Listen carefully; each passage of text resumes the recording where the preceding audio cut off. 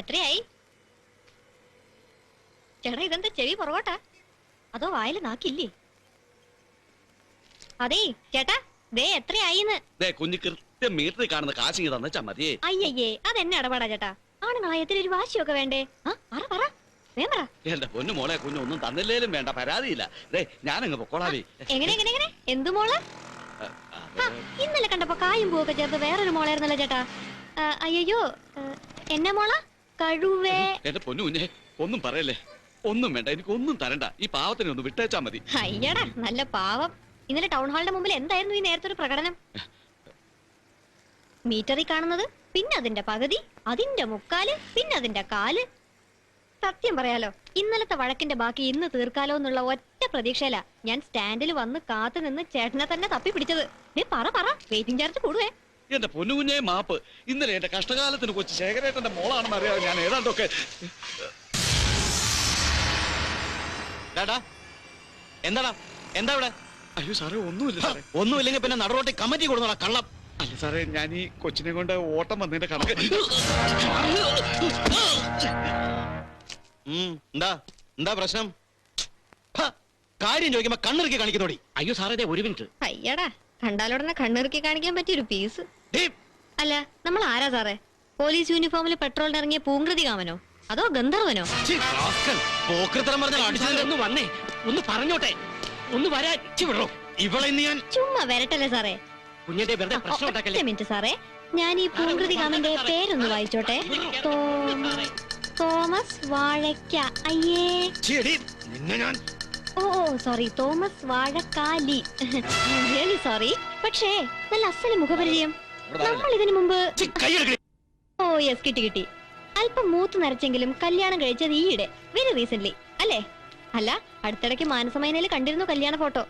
പിന്നെ ചില ചില ഗോസിപ്സും. അല്ല മാവാ, ഒരു 25 ലക്ഷം രൂപയും 250 പവന്റെ ആഭരണവും കൊടുത്തിട്ട് നമ്മുടെ ആ കോലഞ്ചേരിയിൽ അബ്കാരി കോൺട്രാക്ടർ വിലക്ക് വാങ്ങിച്ച അതേ വാഴക്കാലി തന്നെയല്ലേ ഈ പുള്ളി?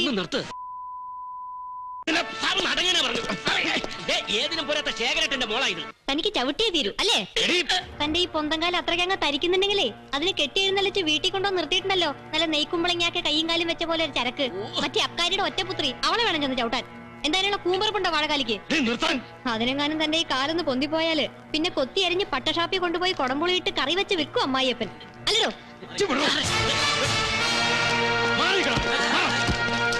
പറഞ്ഞു ജയിച്ചെന്ന് കരുതി തിളക്കണ്ട. നിന്നെ പിന്നെ കണ്ടോളാം ഈ വാഴക്കാലി.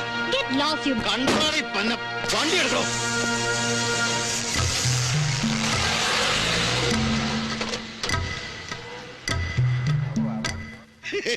അത് കലക്കി.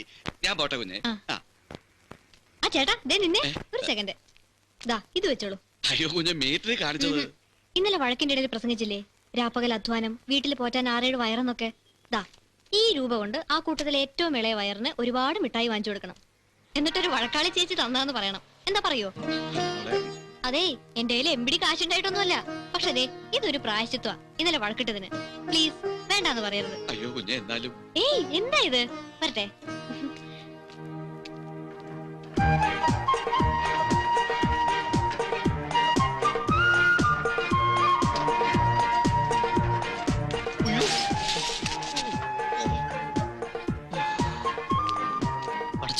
കാത്തു.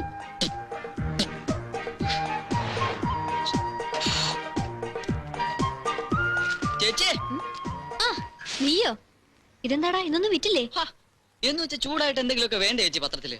ഇന്ന് മൊത്തം ഒരു തണുപ്പാ. എന്റെ പടച്ചമ്പുരാനെ, എന്നും ആരെങ്കിലും ഓരോരോ പെൺവാണിഭം നടത്തിയിരുന്നെങ്കിൽ. ഇതുമായിട്ട് അങ്ങോട്ട് ചെല്ല്, നിന്റെ മൂക്ക് ചെത്തു മാനേജർ. ചേച്ചി പ്ലീസ്, വലിയ പുള്ളിയെ കൊണ്ട് ഒന്ന് പറയിച്ചേക്കണേ. ചെല്ലട്ടെ. ഇബിനു, ഓ എപ്പോഴും ഞാൻ പറയും, ആ ബടക്ക് മാനേജറെ കാണാൻ പോകുമ്പോ പുറകിന്ന് വിളിക്കല്ലേ വിളിക്കല്ലേ. എന്നാലും ചേച്ചി എന്താണിത്? തുറന്നു നോക്ക്.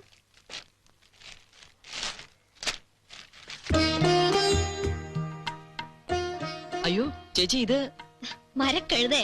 നാളെ അല്ലടാ നിന്റെ. അയ്യോ ശരിക്കും? അതെ, ബർത്ത്ഡേ. ഇഷ്ടപ്പെട്ടോ നിനക്ക്? അയ്യോ ഇടിവേട്ട്.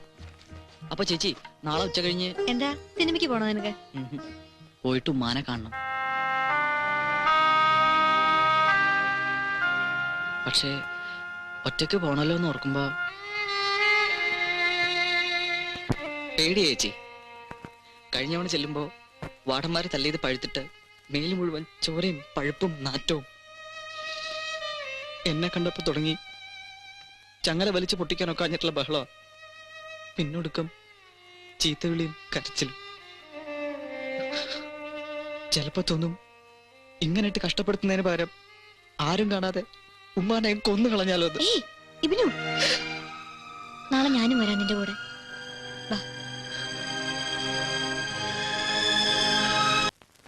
ഇടതു കക്ഷം ഒരു പുനർചിന്തനം. ഇടതു കക്ഷം പാ വേണ്ടടുത്ത് കാ വേണ്ടടുത്ത് കൂ. ഇക്കണക്കിന് താനൊക്കെ കുഞ്ഞിക്കണ്ണെന്ന് കമ്പോസ് ചെയ്ത് എന്താ ഓടോ അശ്ലീലം. മരമൈത്താണ്ടികള്.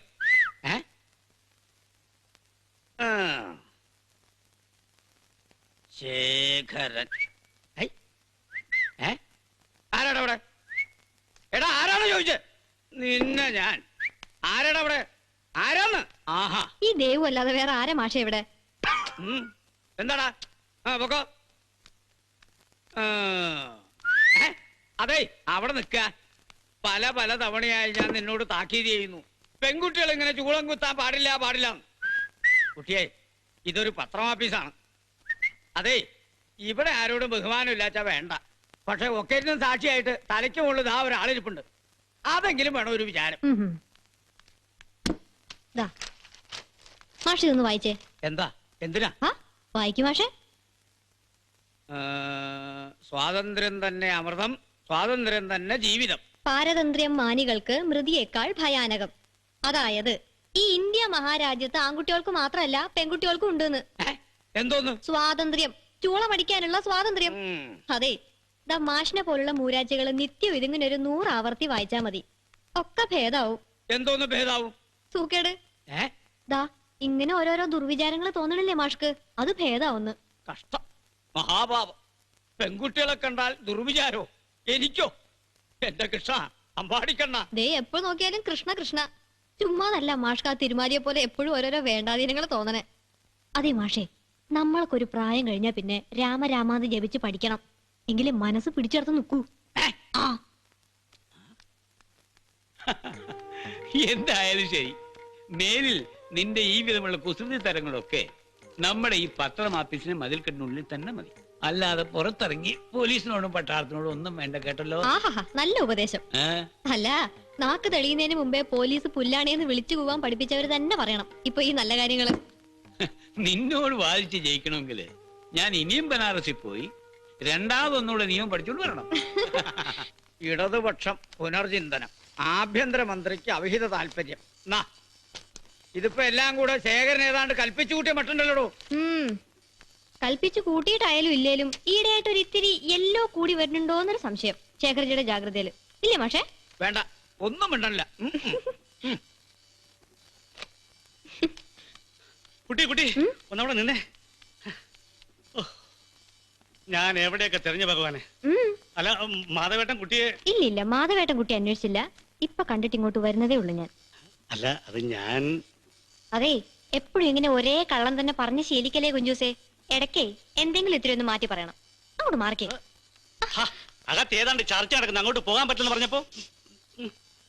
ഓഹോ, അപ്പൊ അതാണ് പ്രശ്നം അല്ലേ? എന്നിട്ട് ഇപ്പൊ എത്ര പെഗ്ഗായി കാണും ചർച്ച? എന്താ അവിടെ ഒരു ബഹളം?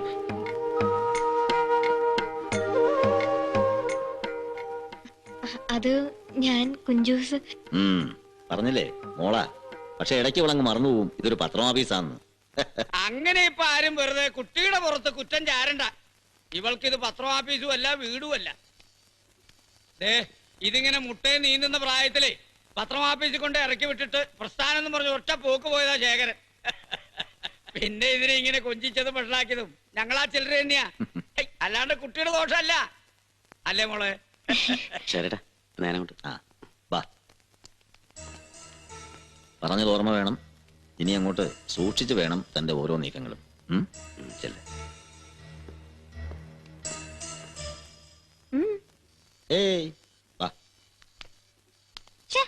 പാവാടയുടെ മണം. എന്തിന്റെ? പാവാട റമ്മിന്റെ മണന്ന്.